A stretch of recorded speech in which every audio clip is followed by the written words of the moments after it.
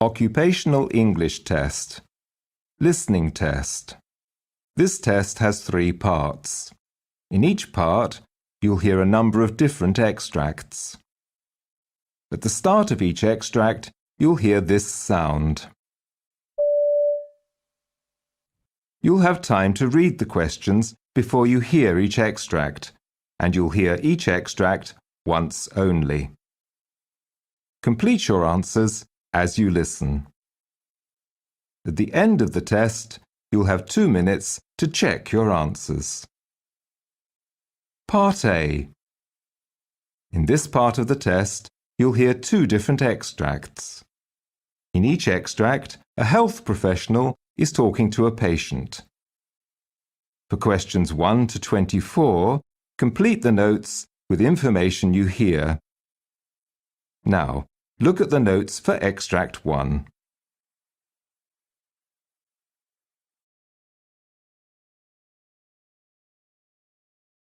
Extract 2. Questions 13 to 24. For questions 13 to 24, complete the following notes with a word or short phrase. You now have 30 seconds to look at the notes. You hear a doctor talking to a patient.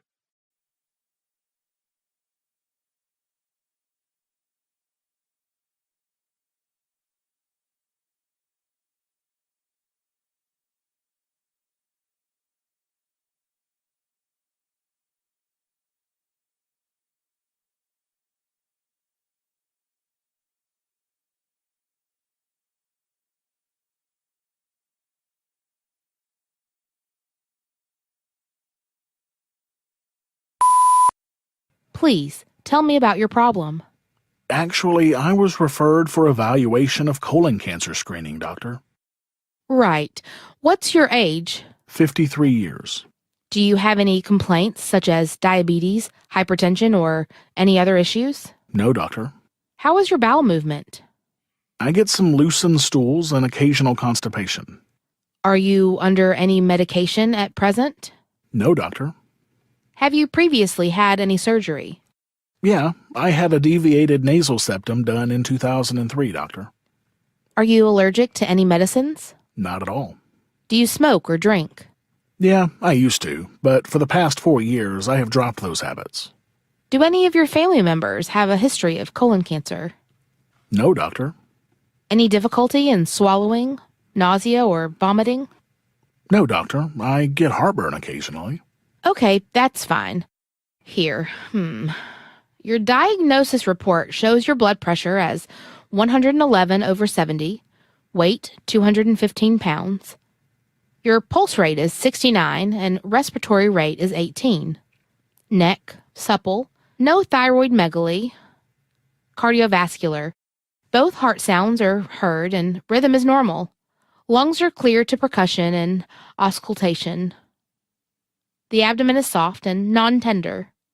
So, I would suggest you go for a virtual colonoscopy. You might have heard how great colonoscopies are in preventing colon cancer. We normally recommend a colonoscopy after the age of 50. Virtual colonoscopy is an X-ray equipment which is used to diagnose large intestine for any cancer and polyp growths. You should take only clear fluids a day before the diagnosis, and I will give you instructions on how to clear your bowels. You shouldn't eat or drink anything for a few hours before the diagnosis.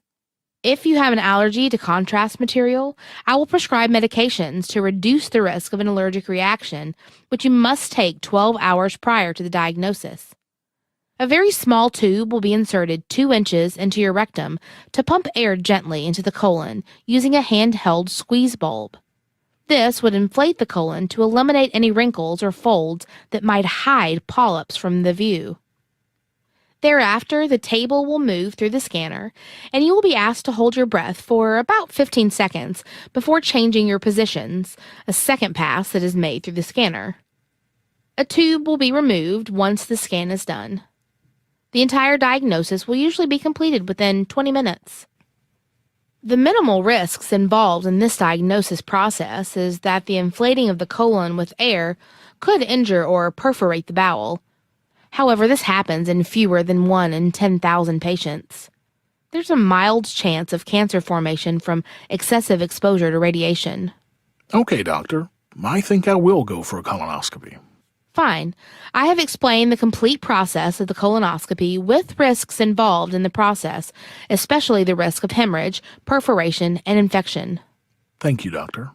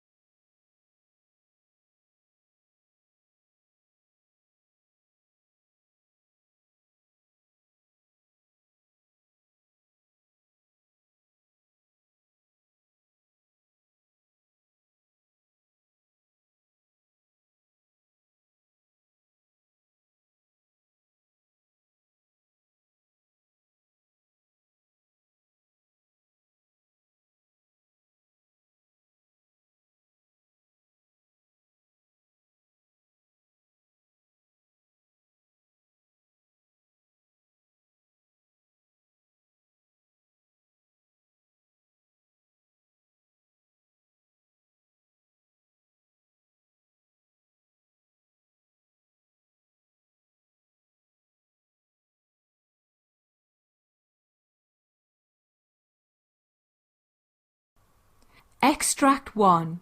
Questions 1 to 12. For questions 1 to 12, complete the following notes with a word or short phrase. You now have 30 seconds to look at the notes. You hear a doctor talking to a patient.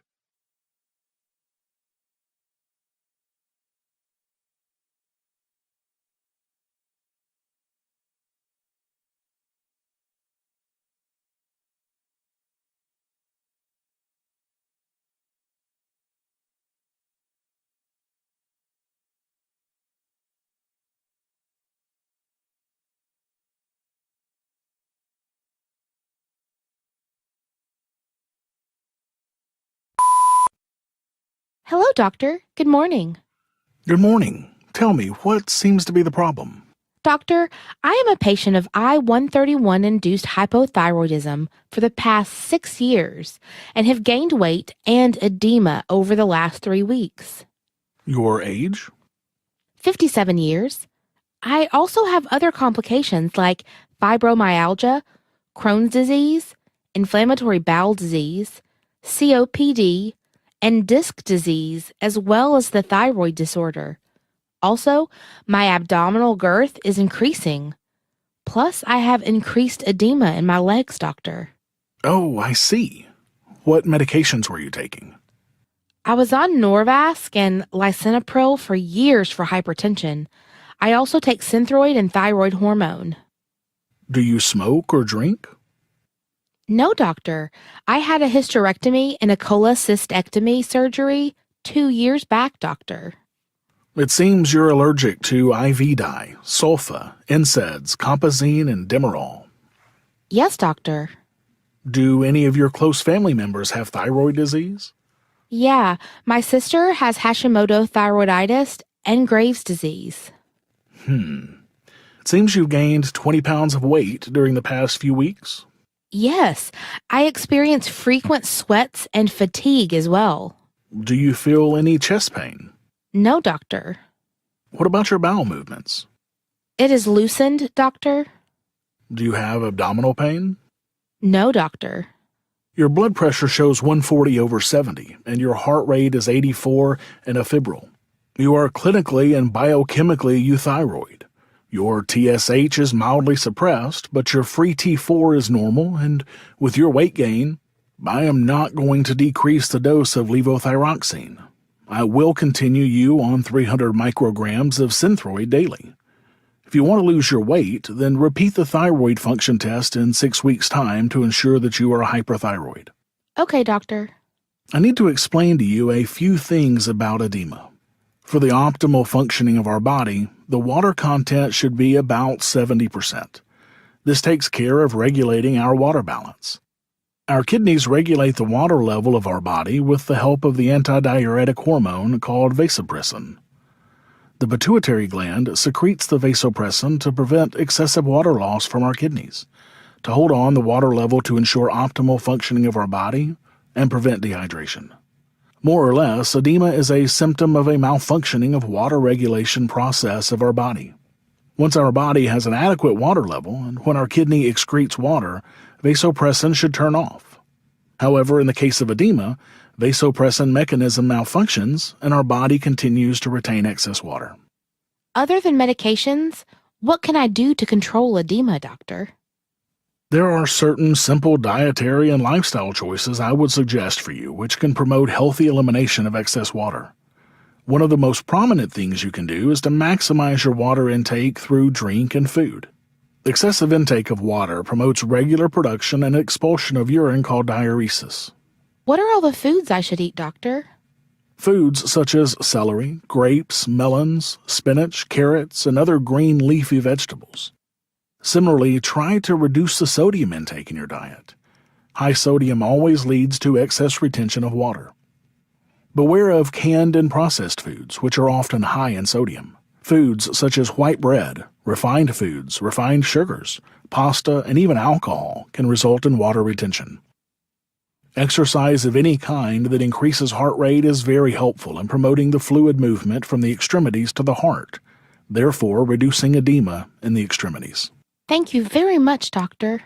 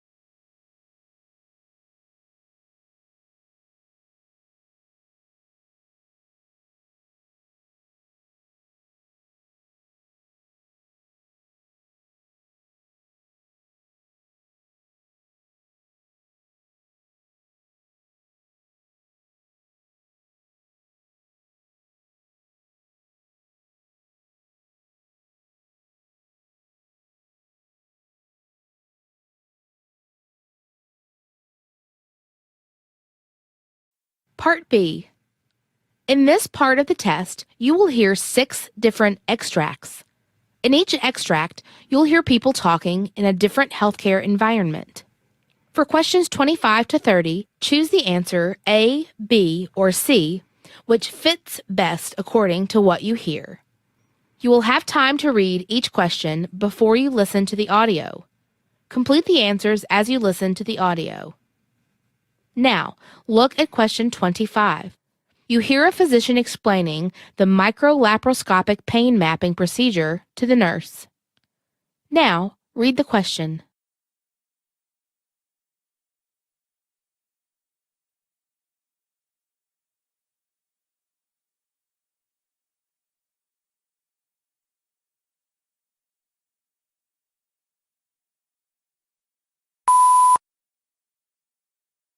Microlaparoscopic pain mapping.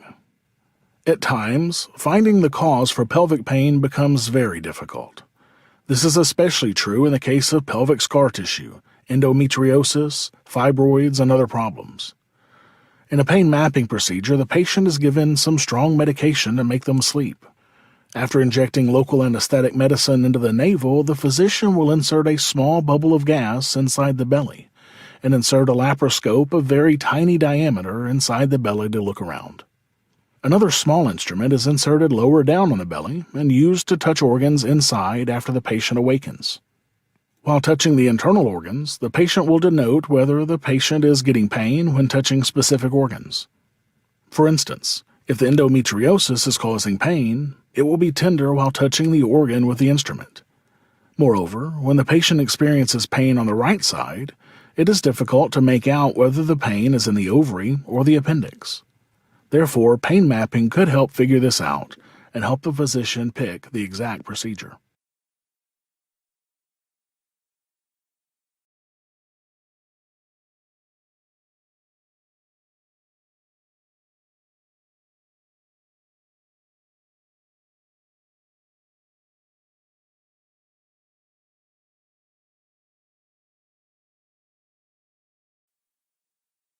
Question 26. You hear a physician discussing the role of vitamin D in lung disease. Now read the question.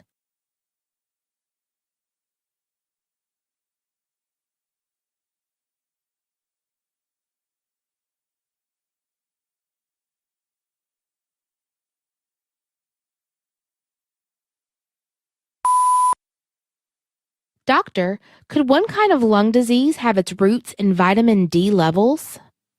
Interstitial lung disease is an unusual, but at times deadly form of continuous scarring of lung tissue. A new research by a cardiologist has proved that the condition may be due to low vitamin D levels. Calcifediol is the biologically active form of vitamin D that is hydroxylated by our kidneys to form calcitrol that circulates as a hormone in the blood, playing a major role in regulating the concentration of phosphate and calcium. Its anti-inflammatory effects modulate our immune system and also have antifibrotic effects, regulate various genes involved in fibrosis or scarring. Therefore, if you have the low level of vitamin D, that may be a contributing factor for the lung disease. However, many cases of interstitial lung disease aren't related to any particular factor. Therefore, vitamin D levels may be an unusual risk factor that would be easy to evaluate. New research will focus on correcting the vitamin D levels and in finding out if the condition of the patient resolves or stabilizes.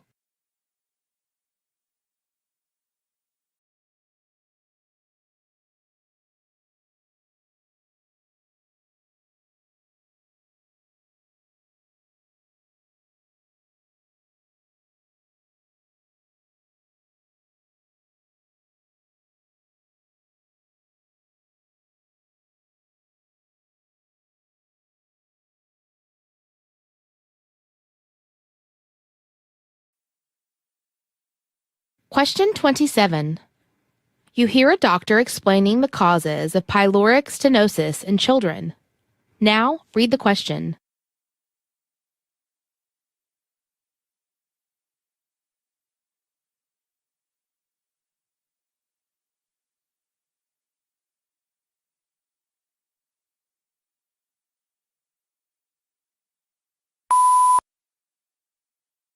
Pyloric stenosis.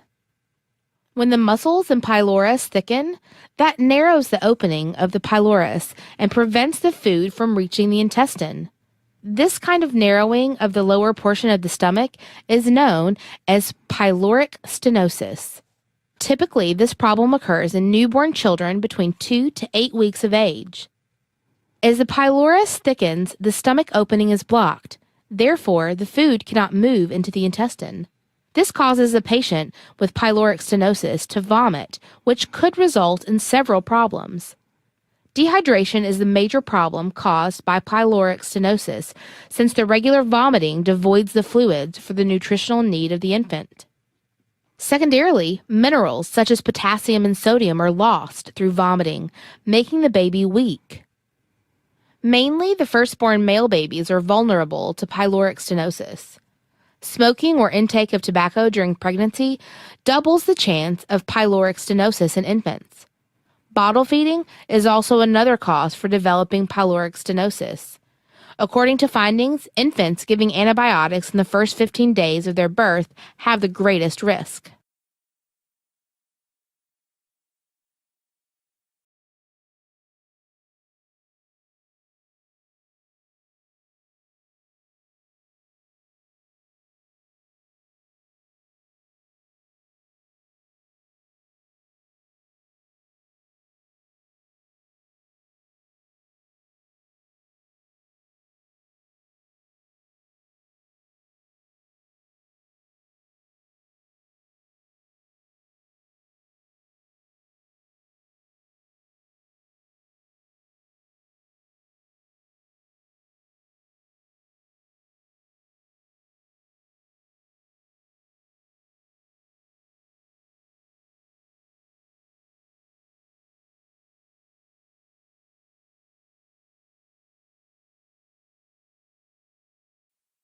Question 28.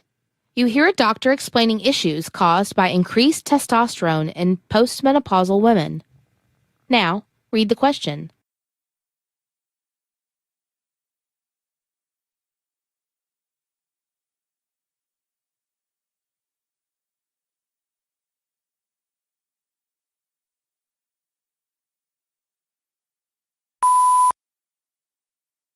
Hello, doctor.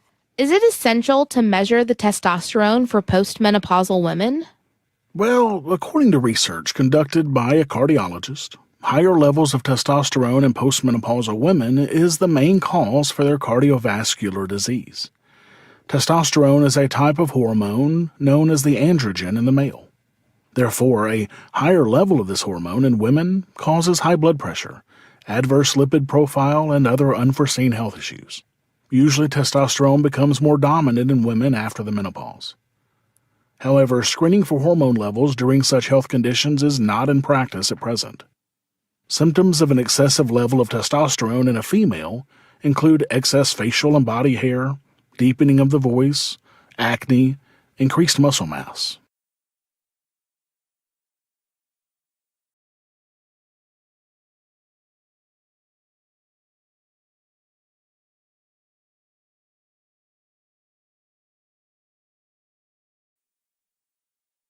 Question 29. You hear a doctor discussing the methods to control narcotics use by the patient. Now, read the question.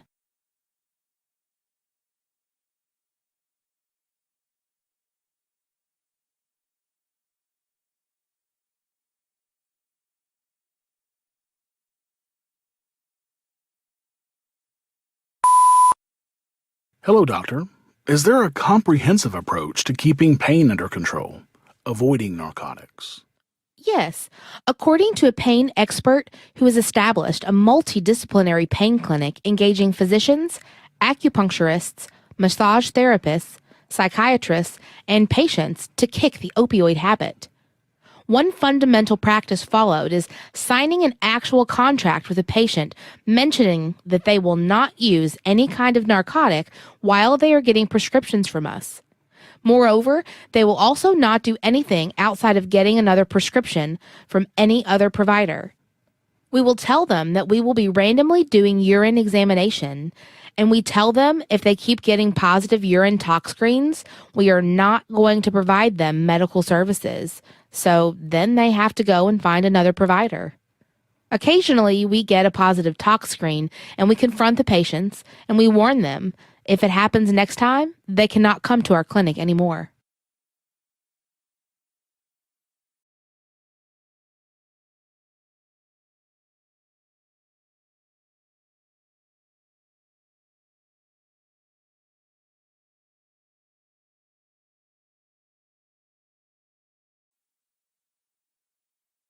Question 30. You hear a doctor arguing about nose inflammation, whether it is good or bad. Now, read the question.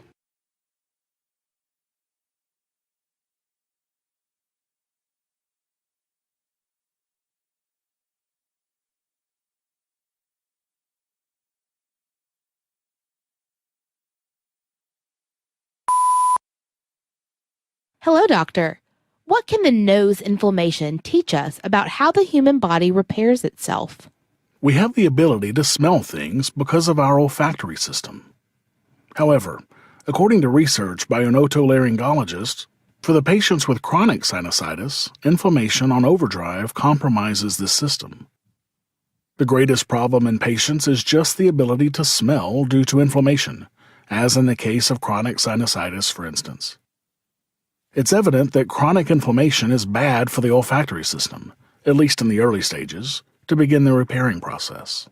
It is surprising that inflammation actually plays a beneficial role in early repair of tissues that allow us to smell.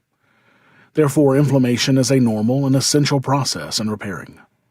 But the question is how to regulate inflammation to preserve the good and mitigate the bad.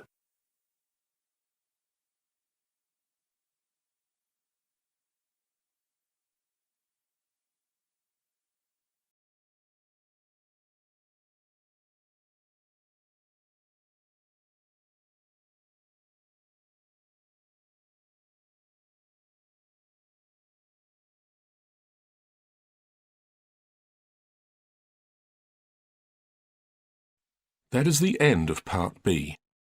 Now look at Part C. Part C.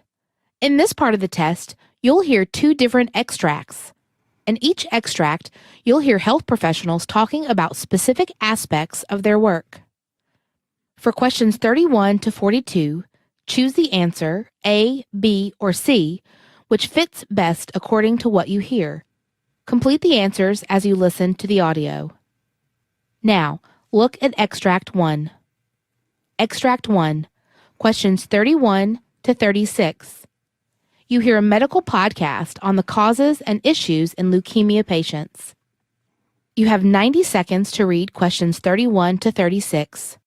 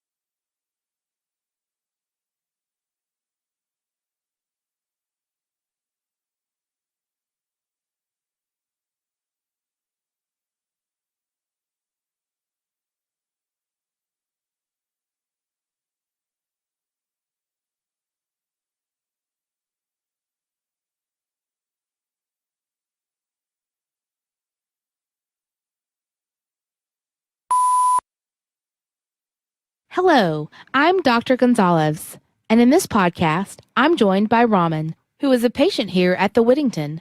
Welcome, Raman. Tell me, Raman, tell me something about yourself. I'm Raman. I'm 14 years old. I used to have leukemia. That went on for 4.5 years. Can you tell me when it was diagnosed? When I was 8. So tell me something about what it was like to have had leukemia when you were 8 for 5 years. Terrible. I felt that I was very strange because when I lost all my hair, some neighbors used to take the mick, and I was harassed in primary school for it, and that was really a bitter experience. Were you admitted to hospital for a long period? Yeah, How long were you in the hospital? 3.5 years. Fewer healthy white blood cells, platelets, and red blood cells produce the symptoms of leukemia. Based on the speed of growth and the types of cells involved, leukemia is classified into different categories. Moreover, the classification is based on how fast leukemia progresses. You must have had a really terrible time. Doctor, can you explain to me about leukemia? Actually, leukemia is cancer of the body's blood-forming tissues. That includes the lymphatic system and bone marrow. There are different types of leukemia. Certain forms of leukemia are more common in children. Other types of leukemia affect mostly adults. Usually, leukemia involves the white blood cells. In fact, the white blood cells are powerful fighters of infections, and they normally grow and divide in an orderly manner, according to the need of our body. However, in leukemia patients, the bone marrow generates abnormal white blood cells that function improperly. It is really very complex to treat leukemia, depending on the type of leukemia and many other factors. However, there are strategies and resources that can help to make a successful treatment. What actually causes leukemia to form? Scientists are yet to identify the cause of leukemia. It appears to develop from a combination of genetic and environmental factors. In general, leukemia occurs when some blood cells get mutated in their DNA, which are the instructions stored inside each cell that guides its action. There may be other alterations in the cells that could contribute to leukemia, which are yet to be identified completely. Certain abnormalities cause the cell to grow and divide more rapidly and gains the ability to live continuously, even when the normal cells would die. Over time, these abnormal cells crowd out healthy blood cells in the bone marrow, resulting in fewer healthy white blood cells, platelets, and red blood cells, producing the symptoms of leukemia. Based on the speed of growth and the types of cells involved, leukemia is classified into different categories. Moreover, the classification is based on how fast leukemia progresses. In acute leukemia, the abnormal blood cells are immature blood cells which cannot function normally, and they have a rapid growth, worsening the disease very quickly. Therefore, acute leukemia requires aggressive, timely treatment. There are many types of chronic leukemias. Certain types of chronic leukemias produce numerous cells, and some produce too few cells. Chronic leukemia targets mature blood cells. These blood cells replicate or accumulate very slowly and can function normally for a certain period of time. Some other types of chronic leukemia produce no early symptoms and become unnoticed or undiagnosed for many years. The second classification is made based on the type of white blood cell affected. Lymphocytic leukemia affects the lymphocytes that form lymphatic tissue that compromises our immune system. Myelogenous leukemia affects the myeloid cells that produce the red blood cells, white blood cells, and platelet-producing cells. Doctor, can you explain to me the risk factors involved in this disease? Patients who have received certain types of radiation therapy and chemotherapy for other types of cancers have a high risk of developing certain types of leukemia. Genetic abnormalities also seem to play a prominent role in the formation of leukemia. Genetic disorders such as Down syndrome are vulnerable to leukemia. Exposure to certain chemicals, such as benzene used in the chemical industry, is connected with an increased risk of certain types of leukemia. Smoking increases the risk of acute myelogenous leukemia. If any family member has been diagnosed with leukemia, then you have an increased risk of leukemia. However, most people with such risk factors do not always get leukemia. Moreover, many people with leukemia have none of these risk factors as well. That is really terrible to know, Doctor. Yeah, of course.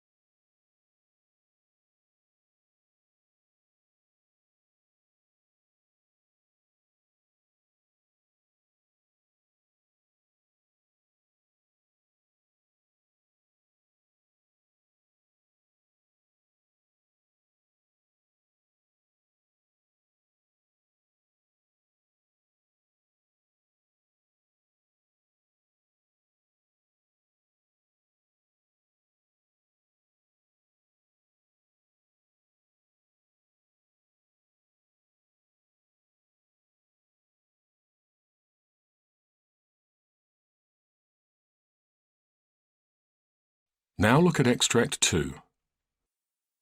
Extract 2, questions 37 to 42.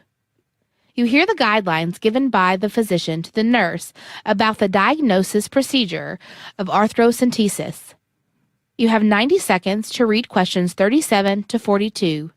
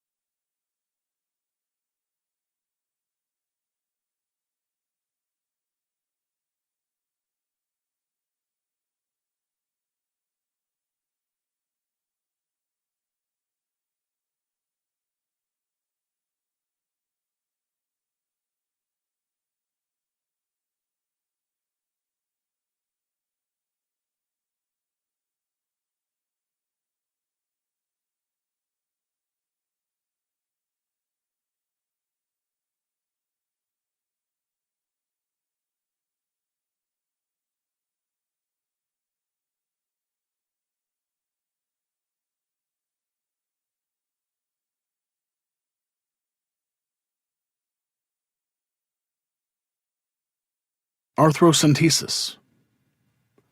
Arthrocentesis with a subsequent synovial fluid analysis is performed to determine the cause of arthritis presenting with inflammatory signs or joint effusion to diagnose septic arthritis gram stain, culture insensitivity, or suspected crystal-induced arthritis to differentiate gout from pseudogout. Arthrocentesis can be performed for diagnosis as well as medical treatment of arthritis of a joint. Investigation of joint fluid can help the physician to determine the causes of joint effusion or arthritis, such as gout arthritis, infection, and rheumatoid disease. Arthrocentesis can also be effective in relieving joint swelling and pain. Elimination of synovial fluid from the inflamed joint can also eliminate the white blood cells within, which are the sources of destructive enzymes to the joint. Significantly, arthrocentesis can more rapidly restore the health of the joint. The synovial fluid is analyzed for its physical characteristics, such as viscosity and color, and its chemistry, such as protein, uric acid, and glucose, and microscopy of gram stain, white blood cell counts, and differential count. If the sample is cloudy, there is a chance of bacteria, white blood cells, or crystals present. In the case that the sample is reddish, there may be the presence of blood. Or else, if it's moderately viscous and forms a string longer than 3 centimeters when a drop is expressed into the test tube called string test. The test mainly depends on the polymerization of hyaluronic acid. A less viscous fluid indicates inflammation.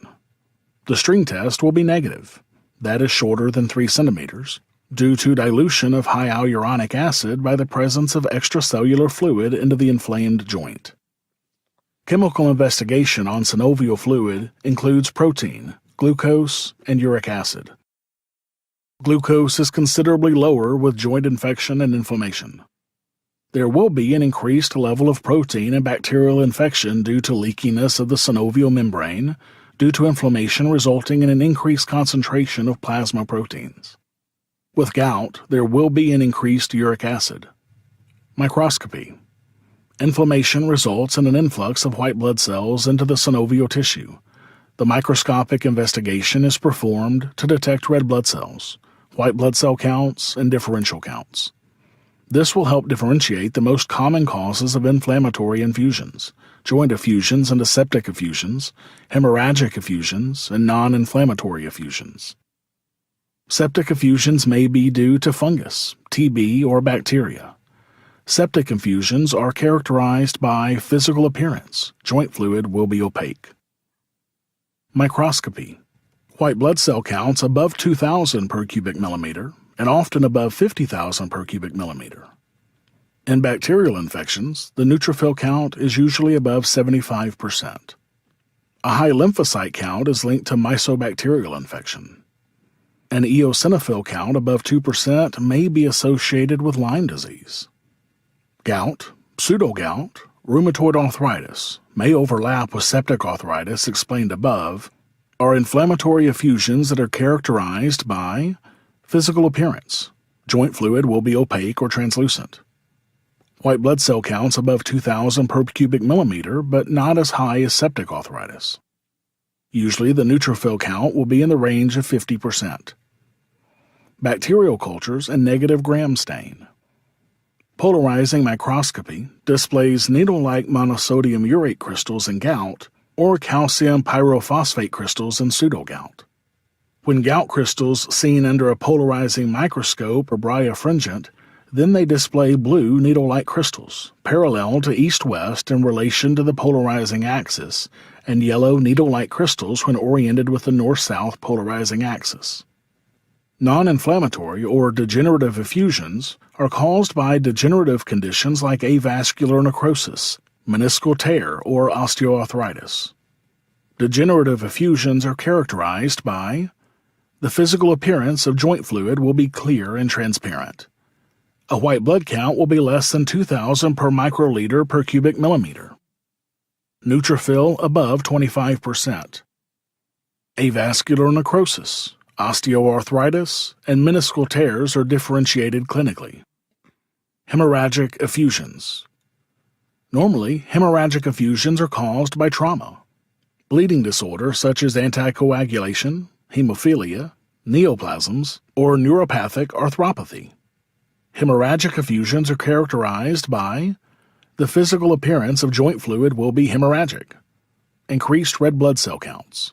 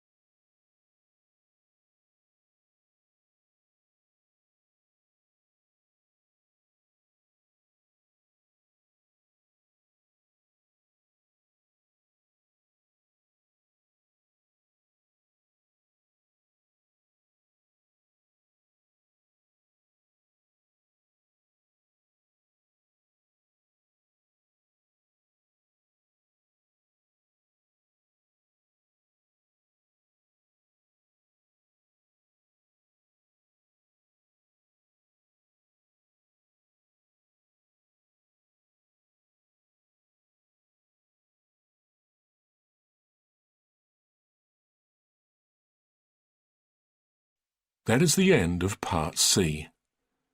You now have 2 minutes to check your answers.